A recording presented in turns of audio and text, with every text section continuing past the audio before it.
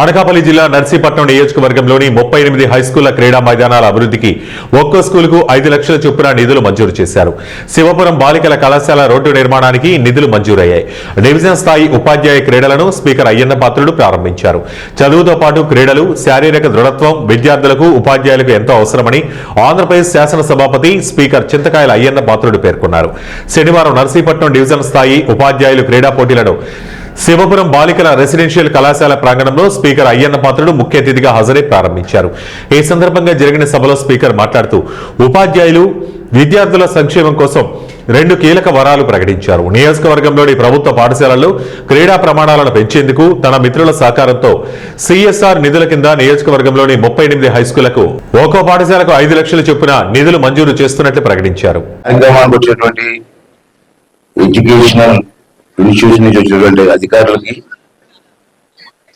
అలాగే ఈ డివిజన్ నుంచి మొత్తం టోటల్ 8 మండలాలండి, 12 మండలాల నుంచి వచ్చినటువంటి టీచర్స్, అంటే క్రీడాకారులు అన్నాం.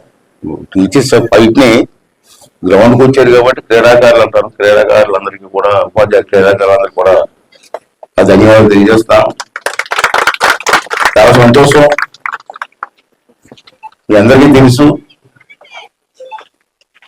నేను ఎమ్మెల్యే ఫస్ట్ టైం అయిన దగ్గర నుంచి కూడా ఎడ్యుకేషన్కే నా ఫస్ట్ ప్రైజ్ ఇచ్చాను. ఎందుకు ఇచ్చానంటే మిగతా అన్ని కామన్ జరుగుతూ ఉంటాయి రొటీన్గా. ఎడ్యుకేషన్ మనం అందించగలిగితే కుర్రవాళ్ళకి సరైన ఎడ్యుకేషను ఇవాళ భారతదేశంలోనే కాదు, ప్రపంచవ్యాప్తంగా ఎక్కడికి వెళ్ళినా బ్రతకడానికి అవకాశం ఉంటుంది. అటువంటి పరిస్థితి రావాలంటే ఎడ్యుకేషన్ ఈజ్ మోస్ట్ ఇంపార్టెంట్ నా దృష్టిలో. అందుకే నర్సీపట్నంలో ఒకప్పుడు నేను ఎమ్మెల్యే అయినప్పటికీ, ఫస్ట్ టైం ఎమ్మెల్యే అయితే 83లో, 42 సంవత్సరాల క్రితం మాట చెప్తున్నాను నేను. అప్పుడు నేను ఎమ్మెల్యే అయినప్పుడు నర్సీపట్నం డిగ్రీ కాలేజ్ కూడా లేదు. నేను అప్పుడు కాకినాడ పోయి పిఆర్ కాలేజీలో చదువుకున్నాను. ఇక్కడ డిగ్రీ కాలేజ్ చదువుకో అవకాశం లేక, అప్పుడు ఎన్టీ రామారావు గారు 83లో ఎమ్మెల్యే గెలిచినప్పుడు యంగెస్ట్ ఎమ్మెల్యే ఇన్ ఆంధ్రప్రదేశ్ నేను. అప్పుడు 83లో రామారావు గారు ఎవరో యంగెస్ట్ ఎమ్మెల్యే ఎవరో కుర్రను తీసుకురా అన్నారు. అప్పుడు సెక్రటరీ గారు వచ్చి నన్ను తీసుకెళ్లారు రామారావు గారి దగ్గరికి.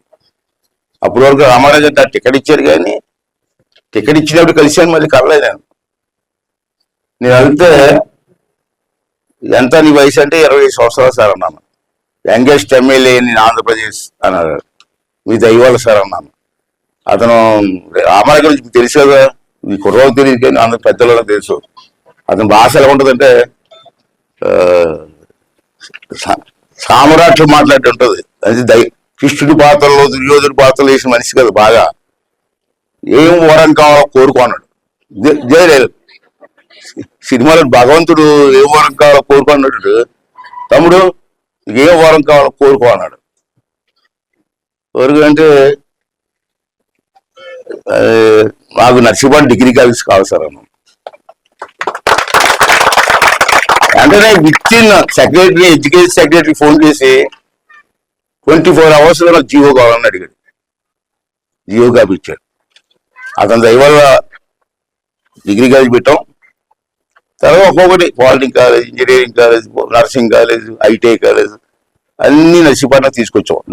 అక్కడ నర్సింగ్ కాలేజ్ సహా. ఇంకేది నా ఉద్దేశం ఏంటంటే, నాకు సంతృప్తి ఏంటంటే, నేను మంత్రి అయిన తర్వాత సింగపూర్ వెళ్ళాను ఒక కాన్ఫరెన్స్కి. సింగపూర్లో 3 రోజులు కాన్ఫరెన్స్ చూసుకొని మళ్ళీ ఇండియా వచ్చేద్దామని ఎయిర్పోర్ట్లో కూర్చున్నాను. ఫ్లైట్ లేట్ అయితే, అరగంట లేట్ అయితే ఎయిర్పోర్ట్లో కూర్చున్నాను. 4 కుర్రోళ్ళు నా దగ్గరకు వచ్చారు. సార్ నమస్కారం సార్ అని.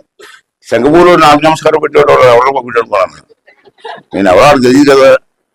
బాబు ఏంటంటే, మేము మీ నర్సీపట్నం పాలిటెక్నిక్ కాలేజ్ పెట్టారు కదండి, దాంట్లో ఫస్ట్ బ్యాచ్ మెకానికల్ ఇంజనీర్ మేము 4 పాస్ అయ్యాము. ఇప్పుడు మాకు సింగపూర్ ఇండియన్ ఎయిర్లైన్స్ లో మెకానికల్ పోస్ట్ వచ్చి, ఇండియన్ ఎయిర్లైన్స్ మెకానికల్ పోస్ట్ వచ్చాయి, ఇంజనీరింగ్ పోస్ట్.